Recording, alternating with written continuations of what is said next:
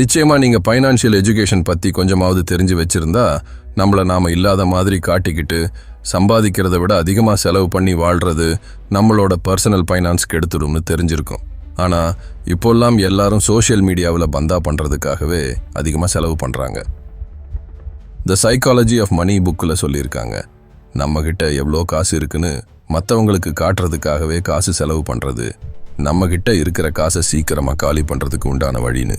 நிச்சயமா உங்களுக்கு தெரிஞ்ச யாராவது உங்களை விட கம்மியா சம்பாதிச்சுக்கிட்டு பணக்காரங்க மாதிரி பொருளை வாங்கிட்டு பந்தா பண்றாங்களா?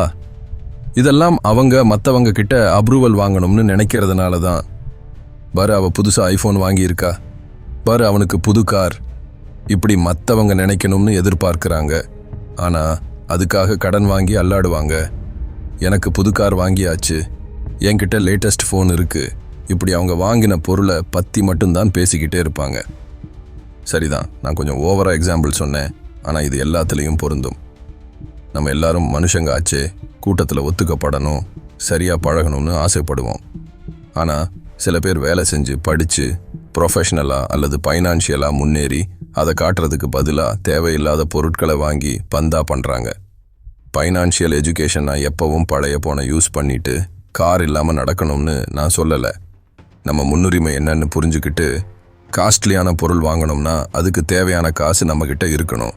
இன்னொரு உதாரணம் சொல்கிறேன். மாதம் கம்மியாக சம்பாதிக்கிறவங்க ரெஸ்யூம் மேம்படுத்திக்க கோர்ஸ் படிக்க காசு சேர்றதுக்கு பதிலாக அவசியம் இல்லாத பொருளுக்கு இஎம்ஐ கட்டுறாங்க. உதாரணத்துக்கு லேட்டஸ்ட் ஐஃபோனை 36 மாத இஎம்ஐயில் வாங்குறாங்க. நான் ஐஃபோனை மட்டம் தட்டி பேசலை. ஃபோன் யூஸ் பண்ணி வேலை பார்க்குறவங்களுக்கு, கேமரா முக்கியமாக இருக்கிறவங்களுக்கு ஐஃபோன் நல்லா யூஸ்ஃபுல்லாக இருக்கும், அது வேற விஷயம். வேலைக்கு உதவுற டூல் அது. இப்போ உங்களுக்கு முன்னுரிமைனா என்னன்னு புரியுதா? ஐஃபோன் வச்சிருக்கணும்னு ஆசைப்பட்டு கடன் வாங்குறவங்க தேவையில்லாமல் கடனை வாங்கி குவிக்கிறாங்க. உங்ககிட்ட எமர்ஜென்சி ஃபண்ட் இல்லைன்னா தேவையில்லாமல் கிரெடிட் கார்டில் செலவு பண்ணாதீங்க. இஎம்ஐயில் அனாவசியமான பொருட்களை வாங்காதீங்க. நான் மற்றவங்களுக்கு காட்டுறதுக்காக செலவு பண்ண மாட்டேன், ஆனாலும் எனக்கு பண மேனேஜ்மெண்ட் சரியா பண்ண வரல, எவ்வளோ சம்பாதிச்சாலும் அவ்வளோவும் செலவாயிடும். இப்படி நீங்க நினைக்கலாம். இதுக்கு இன்ஸ்டன்ட் கிராட்டிஃபிகேஷன் பேரு. ஒரு வாட்டி தான் வாழ்க்கை, நாளைக்கு என்ன ஆகும்னு தெரியாது, இன்னைக்கு என்ஜாய் பண்ணிடுவோம், இப்படிலாம் நினைக்கிறது தான் இது. நம்ம முன்னோர்கள் காலத்திலிருந்தே இந்த மாதிரி ரெஸ்பான்ஸ் இருக்கு. அவங்க வேட்டையாடி சாப்பிட்டு மிருகங்க கிட்ட இருந்து தப்பிக்கிறதுக்கே நேரம் போதாது, எப்போ வேணும்னாலும் செத்து போயிடலாம்னு அவங்களுக்கு தெரியும். அதனால நீண்ட கால பிளானே பண்ண மாட்டாங்க. அப்போ ஆயுட்காலம் கம்மி. ஆனால் இப்போ நம்ம லைஃப் எக்ஸ்பெக்டன்சி அதிகமாயிட்டு இருக்கு. நான் சொல்றது லைஃப் எக்ஸ்பெக்டன்சியை பற்றி. ஸ்டேட்டிஸ்டிக்ஸ் படி நம்ம முன்னோர்களை விட நீண்ட காலம் வாழ்கிறோம். ஆனால் பயாலஜிக்கலாக நம்ம ஷார்ட் டேர்மில் தான் யோசிக்கிறோம். உதாரணத்துக்கு காசு இல்லாமல் காஸ்ட்லியான ரெஸ்டாரண்ட்டுக்கு போகிறோம். எமர்ஜென்சி ஃபண்ட் வச்சுக்க யோசிக்காமல் கிரெடிட் கார்டில் சாப்பிட்டுட்டு அடுத்த மாதம் கடன் கட்டுறோம். காசு இல்லாமல் கார் வாங்குகிறோம். இஎம்ஐயில் கட்டுவேன், நாளடைவில் எல்லாம் சரியாயிடும், இப்படிலாம் நினைக்கிறோம். ஃபைனான்சியல் எஜுகேஷன்னா கஞ்சத்தனம் இல்லை. நம்ம கிட்ட இருக்கிற காசை சரியாக மேனேஜ் பண்ணணும், பேலன்ஸ் இருக்கணும். எமர்ஜென்சி ஃபண்டு வச்சுக்கிட்டு இன்வெஸ்ட்மெண்ட்ஸ் பண்ணால் மனசில் நிம்மதி இருக்கும். அப்போ தான் மீடியம் டேர்ம் லாங் டேர்மில் யோசிக்க முடியும். ஆனால் இது அவ்வளோ சாதாரணமான விஷயம் கிடையாது. டோட்டல் மணி மேக்கவர் புக்கில் சொல்லியிருக்காங்க, யாரும் பிறக்கும்போதே படிக்கவும் எழுதவும் தெரிஞ்சு பிறக்கிறது இல்லை, நம்மளை யாராவது சொல்லி கொடுக்கணும். கார் ஓட்டவும் நம்மளை யாராவது சொல்லி கொடுக்கணும். அதே மாதிரி தான் காசை மேனேஜ் பண்ணுறதை யாரும் சொல்லி கொடுக்க மாட்டாங்க. இது உண்மைதான். ஒலிம்பிக் ஆத்லீட்ஸ் எல்லாம் ஜங்க் ஃபுட் சாப்பிட மாட்டாங்க, சரியான நேரத்தில் தூங்குவாங்க, மழைனாலும் வெயில்னாலும் ப்ராக்டிஸ் பண்ணுவாங்க, ஆல்கஹால் குடிக்க மாட்டாங்க. இப்படி பல தியாகங்கள் செஞ்சு தான் போடியமில் நிற்பாங்க. சில பேர் இவ்வளோ செஞ்சாலும் போடியமில் நிற்க முடியாது. ஆனால் அவங்க விட மாட்டாங்க, அடுத்த 4 வருஷம் ட்ரை பண்ணுவாங்க. பர்சனல் ஃபைனான்ஸ்லேயும் இதே மாதிரி தான். ஃபைனான்சியல் எஜுகேஷன் ப்ராக்டிஸ் பண்ணுறது வருஷத்துக்கு ஒரு வாட்டி அல்லது மாதத்துக்கு ஒரு வாட்டி பண்ணுற விஷயம் கிடையாது, வாழ்க்கை முழுக்க பண்ணணும்.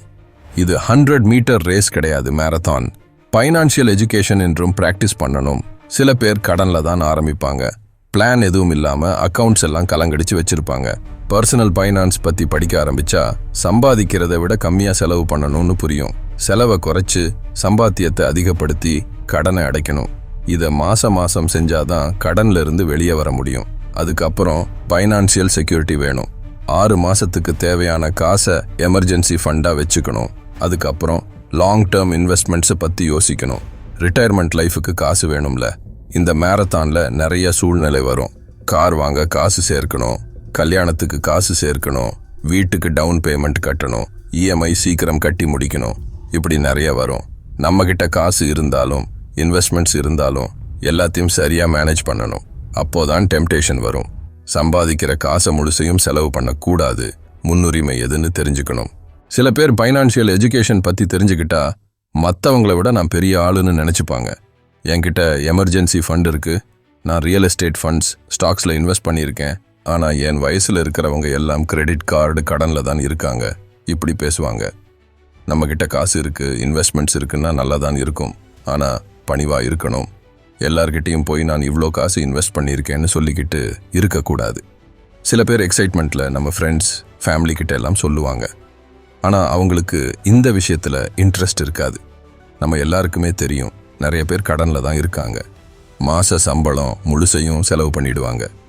நீங்கள் உங்கள் வேலையில் இருக்கிறவங்க கிட்ட, ஃப்ரெண்ட்ஸ் ஃபேமிலி கிட்ட போய் என்கிட்ட 1000 ரூபாய் எமர்ஜென்சி ஃபண்ட் இருக்குன்னு சொன்னீங்கன்னா அவங்களுக்கு பொறாமை வரும். நீங்கள் ரொம்ப பணக்காரன்னு நினச்சி கடன் கேட்பாங்க. டோட்டல் மணி மேக்கவர் புக்கில் சொல்லியிருக்காங்க, ஃப்ரெண்ட்ஸ் ஃபேமிலிக்கு கடன் கொடுக்கவே கூடாதுன்னு. அது உங்கள் ரிலேஷன்ஷிப்பை கெடுத்துடும். யாராவது உங்ககிட்ட கடன் கேட்டாங்கன்னா அவங்க கடனில் மாட்டியிருக்காங்க, அவங்களால கடனை அடைக்க முடியலன்னு அர்த்தம். நீங்கள் அவங்களுக்கு கடன் கொடுத்தா அது அவங்களுக்கு இன்னொரு கடன் ஆகிடும், உங்கள் ரிலேஷன்ஷிப் கெட்டுடும். அதனால தான் நான் சொல்கிறேன், அமைதியாக இருக்கணும், பணிவாக இருக்கணும்னு. அப்போ தான் உங்கள் எமர்ஜென்சி ஃபண்டையும் இன்வெஸ்ட்மெண்ட்ஸையும் அதிகப்படுத்த முடியும். த சைக்காலஜி ஆஃப் மணி புக்கில் ஒரு சூப்பரான லைன் இருக்குது. ஒரு இன்கம் லெவலுக்கு மேலே நம்ம ஈகோக்கு தீனி போடாமல் இருந்தால் போதும். அதிகமாக காசு சேர்க்கணும்னா பணிவாக இருக்கணும். இந்த லைன் ரொம்ப பிடிச்சிருக்கு. ஃபைனான்சியல் எஜுகேஷன் இதை மட்டும் சொன்னால் போதும். ஏன்னா நான் இதே தான் என் சேனலில் இதுக்கு முன்னாடி சொல்லியிருக்கேன். சம்பளம் அதிகமாக கிடைச்சா லைஃப் ஸ்டைலையும் அதிகப்படுத்திக்கிறாங்க. காசு இல்லாமல் காஸ்ட்லியான கார் வாங்குறாங்க, புது வீடு வாங்குறாங்க, காஸ்ட்லியான ரெஸ்டாரண்ட்ஸுக்கு போகிறாங்க. பணிவா சிம்பிளாக வாழ யோசிக்க மாட்டேங்கிறாங்க. இன்வெஸ்ட்மெண்ட்ஸ் அதிகப்படுத்த ஃபோக்கஸ் பண்ண மாட்டேங்கிறாங்க.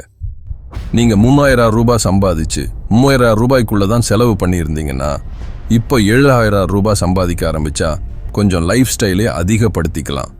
மற்ற காசை இன்வெஸ்ட் பண்ணலாம். மாதம் அதிகமாக இன்வெஸ்ட் பண்ணால் உங்கள் இன்வெஸ்ட்மெண்ட்ஸ் சீக்கிரம் க்ரோ ஆகும். இன்னைக்கு செலவு பண்ணாமல் நாளைக்காக இன்வெஸ்ட் பண்ணால் அதுதான் freedom. Secrets of the millionaire mind புக்கில் சொல்லியிருக்காங்க, நிறைய பேர் காசுனா உடனே என்ஜாய்மெண்ட்னு நினைக்கிறாங்க. ஆனால் காசை சேர்த்து வச்சாதான் ஃப்ரீடம் கிடைக்கும். கம்மியாக சம்பாதிச்சு லாங் டேர்ம் இன்வெஸ்ட் பண்ணுறவங்க ரொம்ப கம்மி. நீங்கள் நிறைய காசு இன்வெஸ்ட் பண்ணியிருக்கேன்னு சொன்னீங்கன்னா மற்றவங்க உங்களை பொறாமையாக பார்ப்பாங்க. அதனால் மற்றவங்களுக்காக வாழாமல் உங்களுக்காக வாழுங்க. நீங்கள் யாருக்கும் எதுவும் நிரூபிக்க வேண்டியதில்லை. கடனை அடைச்சிட்டேன்னு நிரூபிக்க வேண்டியதில்லை. 50000 ரூபாய் இன்வெஸ்ட் பண்ணியிருக்கேன்னு நிரூபிக்க வேண்டியதில்லை. 1 லட்சம் ரூபாய் சேர்த்துட்டேன்னு நிரூபிக்க வேண்டியதில்லை. எமர்ஜென்சி ஃபண்ட் ஃபுல்லாக இருக்குன்னு நிரூபிக்க வேண்டியதில்லை. ஃபைனான்சியல் எஜுகேஷன் மேரத்தானில் போய்கிட்டே இருங்க.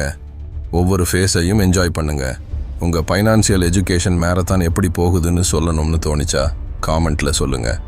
வீடியோவை கடைசி வரைக்கும் பார்த்ததுக்கு ரொம்ப நன்றி. அடுத்த வீடியோவில் பார்க்கலாம்.